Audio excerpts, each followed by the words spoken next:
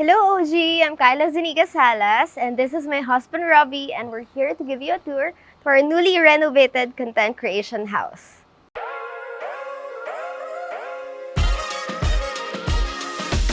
So before we go inside, let me show you the exterior of the house. So here before, merong fence here and small gate pero we removed it para pwede siyang maging parking space so we can accommodate more guests. So here naman, this is the common area. Our original plan was to put a mini garden here pero hindi pa tapos. So for now, ito muna siya. You can use it for shoots, for extra background. So when we saw the house, it was actually old and deteriorated na. But then the structure is very workable. And since our family is familiar with the in and outs of renovating, it came to us na, oh, this old house has the potential to be a photography studio. So let's go inside. So here now inside the house, you'll see first is the dining area. This table, you can use it for any food photography content, table setup content. We also have a textured wall here that you can use as a background too. I was actually inspired by the interior that I see on Pinterest, on Instagram. I wanted an area na you won't find anywhere else in the Philippines. So parang, oh, when I'm here, parang, oh, wala akong sa Pilipinas. Parang something different, something fresh from the eyes, something unique. So in this area, we have a fully functioning kitchen area. We have a stove, we have a kitchen sink. So if you want to showcase your food contents or maybe kitchenwares, this is a perfect area for you. We got the house January this year and plan sana namin is 3 to 4 months lang ang renovation. But then of course, medyo nahirapan kami sa manpower kasi pandemic. So not everyone can go here. Not all the time kumpleto yung tao namin. We've had problems with the deliveries of the materials. So yeah, na-pushed back siya to June and July. Mostly for the interior, who conceptualized the design is my wife. She handled most of the designs, but for the application or the construction of everything, that's mostly what I did. So what I love about this house is every wall or every corner is Instagrammable. For example, this big art door with the curtain detail that you can actually use as a background. Now let me show you the main living area. So this is the main living area. As you can see, it's very bare. So you have the creative freedom to dress it up however you like it. For example, this white wall and this high ceiling concrete wall. So my favorite area actually is the concrete high ceiling wall. We also have a custom-made curtains for you to use if you want a more feminine background. So here naman, we have a full body mirror. So if you like taking mirror selfies like me, this is the perfect area for you. We also have some cute sofas here for you to lounge in or maybe take some OOTDs.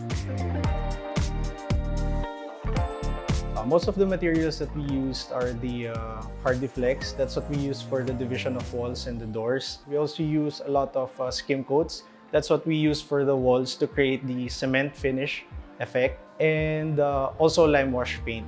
That's what we use for the bedrooms to create this Mediterranean vibe for the room.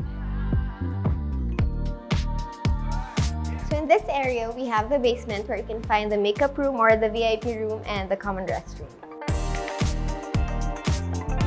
Now we're done with the first floor. Let me show you the second floor. So here's the second floor. We have 2 themed rooms and let me show you the first one. Every room has its own personality. For example, this Mediterranean themed rooms. I was actually inspired by the Moroccan interior, so we used the lime wash paint here.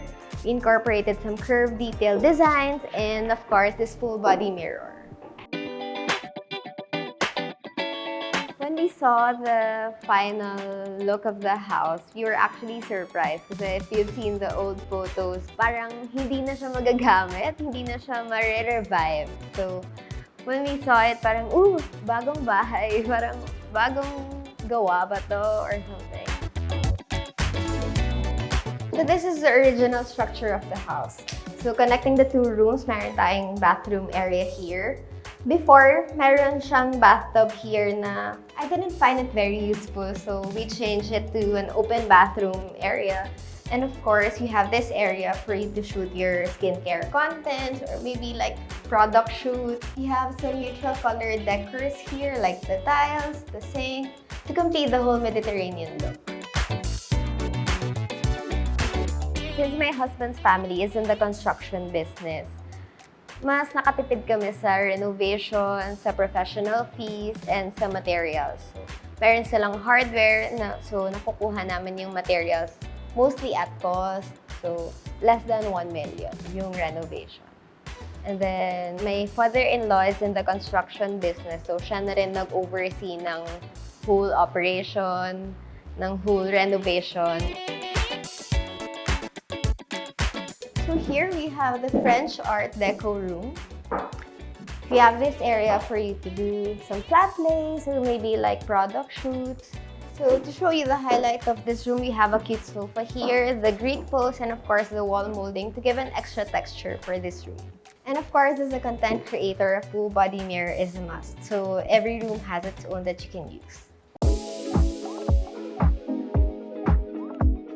Better if you have a professional team to renovate your house, because if yung makuha mong tao medyo basta-basta lang, baka hindi ma-achieve yung gusto mo. It's better na professional. At least they have an idea on how to make this na easier and a cheaper way.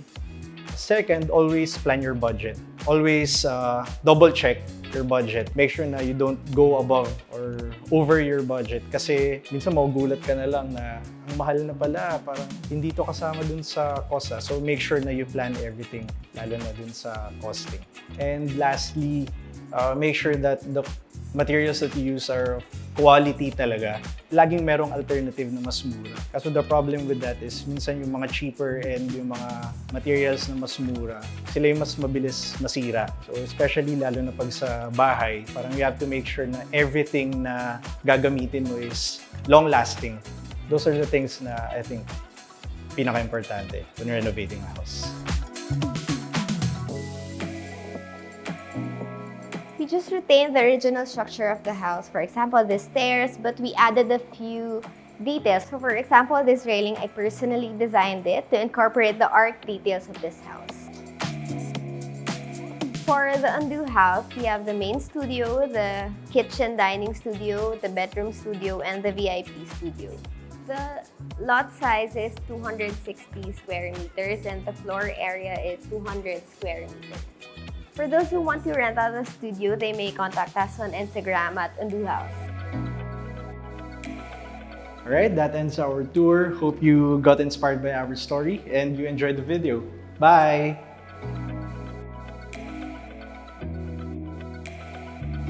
Want to share your house and get featured? Email us at stories.onlygood@gmail.com and tell us about your interesting home story. For more videos like this, subscribe to OG and be part of the community.